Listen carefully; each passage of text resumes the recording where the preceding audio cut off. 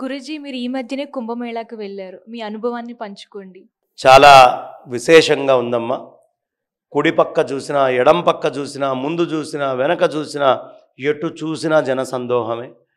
నేను వెళ్ళేటప్పటికీ ఓ 50 కిలోమీటర్ల మేర జనాల్ని మెల్లిగా ఆపుతూ మా కారు లోపల నుంచి బయటికి రావడానికి కూడా చాలా ఇబ్బంది అయింది. అలా అన్ని చోట్ల ఆపుతూ పంపిస్తూ చేస్తే మాకు రావడానికి సుమారు ఎంత లేదన్నా లోపలికి వెళ్ళటానికి ఒక 40 నిమిషాల సమయం పట్టింది. అలా శంకర్ నారాయణ్ ప్లాంజరీ గారని పెద్దలు ఆయన నన్ను తీసుకొని వెళ్ళారు. మేము ఇరువురం కలిసి అక్కడికి వెళ్ళంగానే అక్కడ ప్రభుత్వం నుంచి కూడా కాస్త సహకారం మాకు జాగ్రత్తగా తీసుకొని వెళ్ళటానికి దానికి ఏర్పాటు చేయటం జరిగింది. ఆ విధంగా మేము చక్కగా వెళ్ళి అక్కడ ఖచ్చితంగా ప్రయాగ వెళ్తే జుట్టునివ్వాలి, వేణీదానము అంటారు.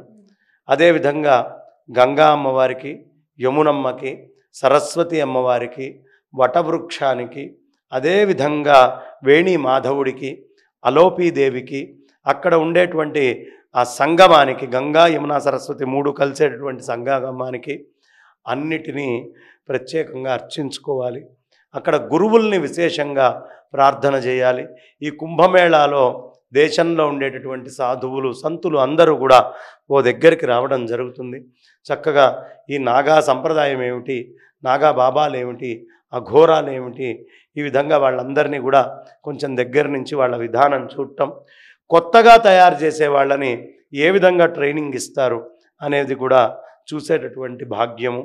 అదేవిధంగా అనంత శ్రీ విభూషితులు జగద్గురువులు శ్రీ శ్రీ శ్రీ విధుశేఖర భారతి మహాస్వామి చరణుల దర్శనం కూడా అక్కడ చేసుకోవడం, పూర్వాంనాయ పూరి శంకరాచార్య పీఠాధీశ్వరులు శ్రీ నిశ్చలానంద సరస్వతి మహాస్వామి చరణుల వారి యొక్క దర్శనము అన్నీ చేసుకొని అక్కడ నేను ఇవ్వాల్సినటువంటి దానాలైనటువంటి నెయ్యి దానం అయితేనేంటి, బెల్లం అయితేనేంటి, అదేవిధంగా నూగులు అయితేనేంటి, రాగి పాత్రలు అయితేనేంటి, వస్త్రాలు అయితేనేంటి, ధాన్యం అయితేనేమిటి, ఇవన్నీ కూడా కాస్త సంపదను పెట్టి ఆయనకి ఓ బ్రాహ్మడికి దానం ఇచ్చుకునేటటువంటి భాగ్యం కూడా లభించింది.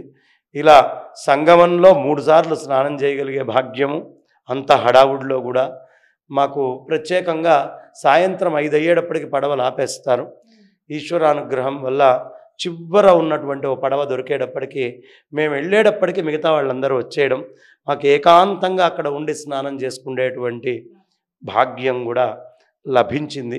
అందుకని ప్రయాగ మహాకుంభమేళ ఇప్పుడు వచ్చింది, 144 ఏళ్ళకు ఒకసారి వస్తుంది. బృహస్పతి సూర్యుడి చుట్టూ ప్రదక్షిణం పూర్తి చేయడానికి 12 సంవత్సరాలు పడుతుంది. ఏ టెలిస్కోపులు ఏవీ లేకముందే మన పంచాంగంలో చెప్పబడినటువంటిది. ఆయన 12 ప్రదక్షిణాలు పూర్తి చేసినప్పుడల్లా ఒక్కొక్క రాశిలో పూర్తి చేసినప్పుడు ఒక్కొక్క చోట ఈ కుంభమేళాలు వస్తాయి. అలా 4 కుంభమేళాలు వస్తాయి. అంటే 3 నెలల చప్పున 4 క్వార్టర్స్. మనకి ఇళ్ళు ఉంటాయి కదమ్మా, ఇళ్ళకి ఎలా ఉంటుందంటే జ్యోతిష చక్రం గీసినప్పుడు ఫర్ ఎగ్జాంపుల్ మీనరాశి, మళ్ళీ అటు నుంచి వచ్చేటప్పటికి మిథున రాశి వస్తుంది, అదేవిధంగా సింహం కన్య వస్తుంది, అదేవిధంగా ధనుర రాశి. ఈ 4 కోణాల్లో ఎలా ఉన్నాయో అలా 4 కోణాల్లో 4 కుంభమేళాలు వస్తాయి. ఈ కుంభమేళాలు అనేటటువంటిది మనకి శరీరంలో ఉండేటువంటి వాటర్స్ మొత్తాన్ని, మన వాటర్లో ఒక మెమరీ సిస్టమ్ ఉంటుంది. అందుకనే మనం ఏ ఊరికి వెళ్ళి వాటర్ తాగితే గొంతు ఒక్కొక్క మార్పు వస్తూ ఉంటుంది, బాడీలో మార్పు వస్తుంది. నాకు ఇక్కడ నీళ్లు పడట్లేదండి, ఇక్కడ నీళ్లు పడుతున్నాయండి అని రకరకాలుగా మనం చెప్పుకుంటాం. ఆ ప్రాంతంలో ఉండేటువంటి గ్రావిటీ, అక్కడ ఉండేటువంటి వాటరు, అక్కడ విధానాన్ని బట్టి ఆ నేల, ఆ మట్టి, ఆ ప్రకృతి, ఆ చెట్లు, వాటర్లో చాలా మార్పులు వస్తాయి. ఈ మార్పులు ప్రధానంగా బృహస్పతి గ్రహము దాన్ని మొత్తం అడ్జస్ట్ చేస్తాడు. అందుకని ఈ నీళ్లల్లో ఉండే దోషాలన్నీ పోవాలి అంటే మన బాడీలో ఉన్న దోషాలు కానీ ఏవైనా ఈ చేంజెస్ వస్తాయి. అందుకనే బృహస్పతి 12 ఇయర్స్కి ఒక ప్రదక్షిణం పూర్తి చేస్తాడు. అందుకనే 12 సంవత్సరాలకు ఒకసారి మన శరీరంలో మార్పు వస్తుంది. 12 అయిపోగానే ఎవడు చెప్పాడమ్మా 13, 14 టీన్ వస్తుంది అని, అంటే 12 ఇయర్స్కి ఒక చేంజ్ వచ్చింది. 24 ఇయర్స్ కాగానే వివాహం చేసుకునేది ఎప్పుడు చేసుకున్నా భార్యని కాపురానికి 24వ ఏట తెచ్చుకోవడం అనేది పూర్వం సంప్రదాయంగా ఉండేది. 24 ఏళ్లకు ఒక మార్పు వస్తుంది, 2 పుష్కరాలు. 36కు ఒక పుష్కరం, మళ్ళీ మార్పు వస్తుంది. 48కి బాడీలో మార్పు వస్తుంది. 60 ఏళ్లకి పంచాంగం పూర్తయి షష్ఠి పూర్తిలో మార్పు వస్తుంది. 72 ఏళ్లకు వచ్చేటప్పటికి మనం భీమరథ శాంతి అంటూ చేస్తాం, ఉగ్రరథ శాంతి చేస్తాం, భీమరథ శాంతి చేస్తాం. అలాగే 84 ఏళ్ళు వచ్చేటప్పటికి సహస్ర చంద్ర దర్శనం, 90 ఏళ్ళు వచ్చేటప్పటికి పూర్ణ జీవితం అంటాం. అదే 108 కనుక ఉంటే సంపూర్ణ జీవితం, 120 ఏళ్ళు ఉంటే పరిపూర్ణమైనటువంటి జీవితం అని మనకి ధర్మశాస్త్రాలు. ఇక 120 లెక్క దాటాక 130 చూసేవాళ్ళు చాలా తక్కువ, అసలు ఉండరు. ఎక్కడో కొన్ని కోట్లల్లో ఎవరైనా వాళ్ళు ఉంటే ఉంటారు.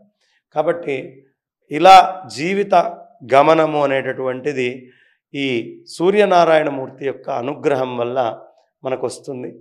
అందుకని ఈ మహాశివరాత్రి సందర్భంలో షాహీ స్నానం అని ప్రయాగ కుంభమేళాలో చేస్తారు, వసంత పంచమికి చేస్తారు, అదే పూర్ణిమ నాడు కూడా చేస్తారు, మళ్ళీ అంతకుముందు అమావాస్యకి చేస్తారు, సంక్రమణం జరిగినప్పుడు ఉత్తరాయణం సమయంలో అప్పుడు ఒకసారి చేస్తారు.